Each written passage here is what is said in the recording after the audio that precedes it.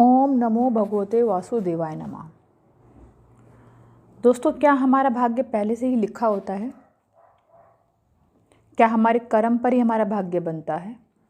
कुछ लोग कहते हैं कि भविष्य हमारे कर्मों पर निर्भर करता है। क्या ये सत्य है? जैसे कर्म हम आज करते हैं उसी के हिसाब से हमारा आने वाला कल भी लिखा जाता है। यह कथन कितना सत्य है? इसके पीछे पौराणिक मत क्या हैं? आज हम इसी बात पर चर्चा करेंगे। तो दोस्तों, पौराणिक मतों के अनुसार आज हम जानने की कोशिश करेंगे कि क्या भाग्य पहले से लिखा होता है या सिर्फ ये कहावत है बस। तो दोस्तों, आप बने रहिए अंत तक, हम इसी विषय पर चर्चा करेंगे आज। दोस्तों, एक कहानी है छोटी सी। जब मथुरा में कंस का दुराचार बढ़ने लगा था तो वहाँ पर एक भविष्यवाणी हुई कि देवकी का 8वां पुत्र कंस का वध करेगा। देवकी कंस की बहन थी, तो भविष्यवाणी हुई कि 8वां जो पुत्र होगा वो कंस का वध कर देगा। तभी वंश बहुत अहंकारी था, उसको पता लगा ये बात। तो वंश ने कहा कि तेरा पुत्र तब मेरा वध करेगा जब मैं तेरा पुत्र पैदा होने दूंगा, यानी कि उसको जीवित छोड़ूंगा। तो कंस ने क्या किया, जितने भी पुत्र उसके होते गए उतनों को मारता गया।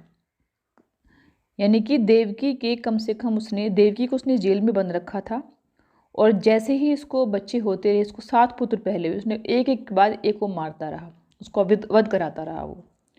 परंतु जब उसको 8वां पुत्र पैदा हुआ तो विधि के विधान के अनुसार, भविष्यवाणी के हिसाब से पुत्र भी पैदा हुआ और उसने ही कंस का वध भी किया, क्योंकि ये पहले से ही लिखा हुआ था।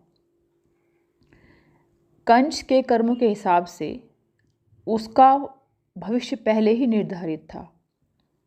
उसकी मृत्यु कब, किसके हाथों से होगी, कैसे होगी, ये पहले से ही पूर्व निर्धारित था। विधि का विधान था ये। तो इसी प्रकार संसार में हम भी आते हैं, अपने कर्मों के हिसाब से हमारे जन्म होते हैं और उसी के हिसाब से, हमारे कर्म के हिसाब से हमें फल भी मिलते हैं। कंस के अलावा हिंदू धर्म में और भी ऐसे व्यक्ति हुए हैं जिनके लिए भविष्यवाणी पहले ही निर्धारित थी, जिनके लिए पहले ही भविष्यवाणी हो चुकी थी। उसके प्रमाण भी मिलते हैं। जैसे कि एग्जाम्पल है हमारे भगवान सीता और राम का। उनको वनवास क्यों हुआ था? क्योंकि रावण का उनको वध करना था। रावण का वध राम के हाथों होना था और ये पहले ही निर्धारित हो चुका था, विधि के विधान के हिसाब से और कर्मों के हिसाब से भी। तो रावण का वध करने के लिए राम को दुनिया में, राम को संसार में पैदा होना पड़ा था। लेकिन अगर कैकेयी माता ये सब ना करती, मंथरा के बहकावे में आकर राम को वनवास ना कराती, उनको वन में ना जाना पड़ता, तो रावण का वध कैसे होता? तो रावण के वध के लिए ही विधि के विधान के अनुसार ही राम को चलना पड़ा था। राम तो भगवान थे, लेकिन फिर भी इंसान रूपी जन्म लेने के बाद भी उनको इंसान की तरह से ही काम करना पड़ा था। और जो विधि विधान हमारे लिए बनते हैं संसार में मनुष्य के लिए, वही चीज़ें भी राम को करनी पड़ी थी। मंथरा के बहकावे में आकर कैकेयी ने राम को वनवास भेजा, लक्ष्मण भी साथ गए थे और सीता माता भी उनके साथ गई थी। तो वही सब कारण बने थे रावण के वध का, क्योंकि वो पूर्व ही निर्धारित था।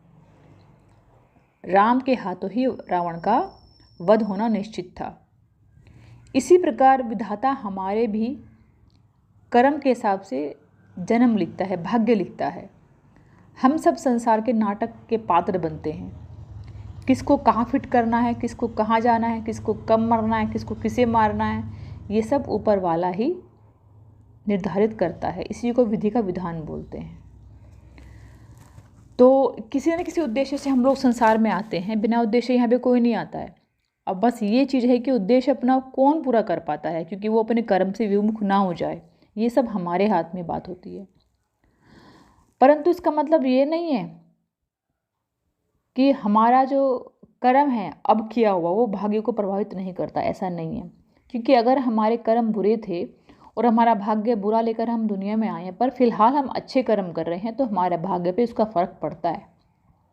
कुछ बुरे कर्मों का फल इसी जन्म में हमें मिलता है, और जिन बुरे कर्मों का फल हम इस जन्म में नहीं ले पाते, वो हमें अगले जन्म में चुकाने पड़ते हैं। लेकिन कर्म कभी पीछा नहीं छोड़ता है, वो हमें भुगतना है। वो हम इस जन्म में भुगतें या नेक्स्ट जो जन्म होता है अगला जन्म में भुगते, लेकिन भुगतना होता ही है। कर्म कभी हमारा पीछा नहीं जोड़ता। बुरे कर्म का बुरा नतीजा, अच्छे कर्म का अच्छा नतीजा, ये भी एक कहावत है हमारे यहाँ पे।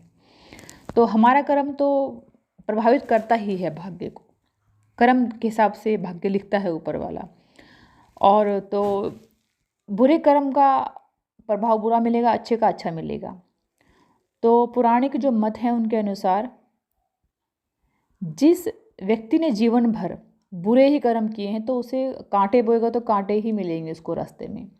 अगर वो कांटे बोएगा, पेड़ बबूल का बोएगा तो मीठे फल नहीं लगेंगे उस पर, वो कड़वे फल ही मिलेंगे उसको। तो बुरे काम का बुरा नतीजा।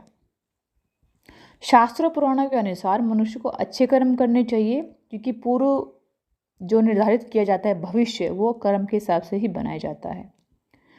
यानी कि एक तुलसीदास की एक दोहा था, मनुष्य का कर्म ही प्रधान है, जैसे कर्म ऐसे फल मिलेंगे।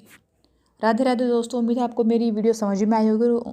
आप इस जानकारी को और लोगों से भी शेयर कीजिए ताकि ये जानकारी सबको मिले। धन्यवाद दोस्तों, राधे राधे।